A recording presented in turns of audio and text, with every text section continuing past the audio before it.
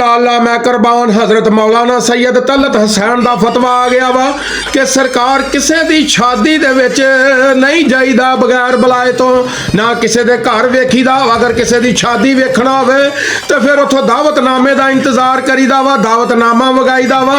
ना किसी के कपड़ियां उत्ते डिस्कस करी दी आ, ना किसी के कांडियां उत्ते डिस्कस करी दी आ, ना बुंदियां दे उत्ते डिस्कस करी दी आ, ना वेखी दियां उन्होंने किन्नियां डिशां बनाईयां, की पकाया की खादा।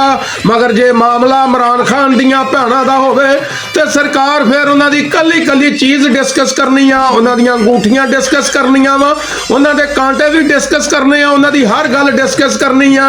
जे मामला होवे इमरान खान दी बीवी दा, इमरान खान दी शादी दा, ते फिर आ लानियां टीवी दे उत्ते बह के बेशर्म हो के बगैरती दे पग बन के जनाबे वाली टीवी दे उत्ते डिस्कस करना वा। इद्दत केस जड़ा सलाम दी हिस्टरी दे विच किसे ने भी ऐसा गंदा गलीज 1444 साल हिस्टरी विच नहीं मिलता, वो भी डिस्कस करना वा।